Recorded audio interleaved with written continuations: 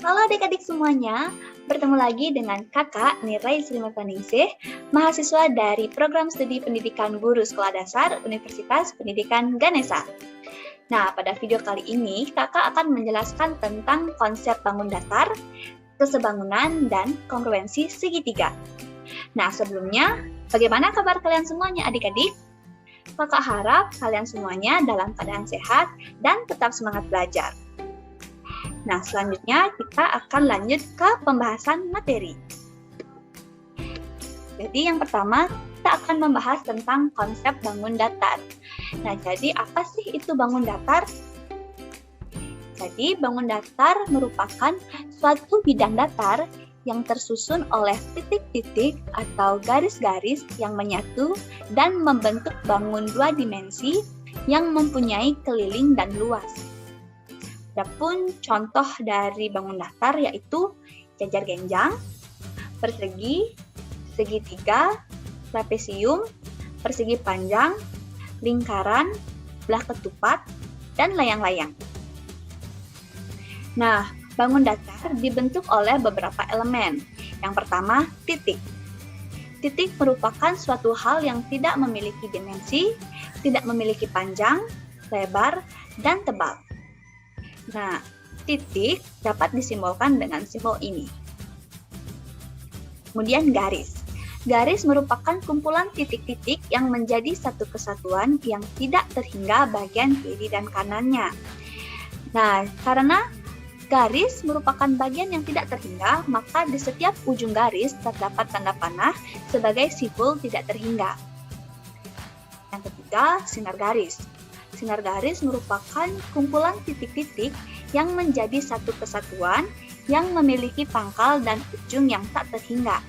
Nah, karena memiliki pangkal dan ujung yang tak terhingga, maka di salah satu ujung dari sinar garis terdapat simbol titik sebagai pangkal dan di ujung yang lagi satunya terdapat simbol panah sebagai simbol tak terhingga. Dan yang terakhir, ruas garis. Ruas garis merupakan kumpulan titik-titik yang menjadi satu kesatuan atau dua titik pangkal yang terbatas. Nah, karena dua titik pangkal yang terbatas, maka di setiap ujung dari ruas garis ini terdapat simbol titik untuk menyatakan bahwa titik pangkal yang terbatas. Nah, selanjutnya sudut.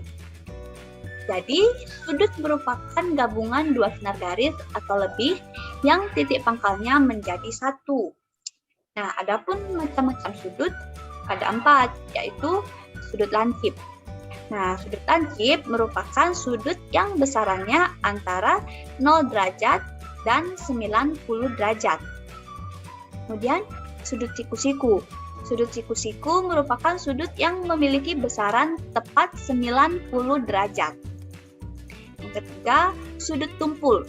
Sudut tumpul memiliki besaran kisaran lebih dari 90 derajat dan kurang dari 180 derajat.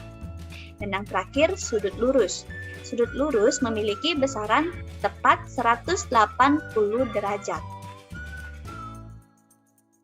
Nah, yang kedua kita akan membahas kesebangunan. Nah, jadi kesebangunan merupakan sebuah bangun datar yang dimana sudut-sudutnya mempunyai kesesuaian yang sama besarnya. Dan juga panjang sisi-sisi sudut juga bersesuaian dengan mempunyai sebuah perbandingan yang sama adik-adik. Nah, adik-adik, adapun bangun datar dapat dikatakan sebangun apabila sudut yang bersesuaian sama besar. Kemudian, panjang sisi yang bersesuaian sama besar. Dan yang terakhir, perbandingan dua sisi yang bersesuaian jika dibandingkan memiliki panjang yang sama dan sudutnya sama. Nah, contohnya ini terdapat dua segitiga. Yang pertama segitiga ABC dan yang kedua segitiga PQR. Nah, kedua segitiga ini dapat dikatakan sebangun karena sisi AB bersesuaian dengan sisi PQ. Kemudian, sisi BC bersesuaian dengan sisi QR. Kemudian sisi AC bersesuaian dengan sisi PR. Sehingga kedua segitiga ini dapat dikatakan sebangun. Nah, yang ketiga yaitu kongruensi segitiga. Nah, jadi kekongruenan merupakan dua buah bangun datar yang dimana kedua bangunnya sama-sama memiliki bentuk dan juga ukuran yang sama. Nah, dua buah segitiga dapat dikatakan kongruen jika dua sudut yang bersesuaian sama besar. Nah, ini sudut dan ini juga merupakan sudut. Dan sisi yang merupakan persekutuan, kedua sudut tersebut sama panjang. Nah, di sini terdapat dua buah segitiga. Yang pertama segitiga PQR dan yang kedua segitiga UVW. Nah, sisi yang bersesuaian sama panjang dapat dilihat pada sisi PR bersesuaian dengan sisi UW. Kemudian sisi PQ bersesuaian dengan sisi UV. Kemudian sisi QR bersesuaian dengan sisi VW. Nah, yang sudut yang bersesuaian sama besar dapat dilihat pada PQR bersesuaian dengan sudut UVW. Kemudian sudut RPQ bersesuaian dengan sudut WUV. Nah, kemudian sudut QRP bersesuaian dengan sudut VWU. Sehingga kedua segitiga ini dapat dikatakan kongruen.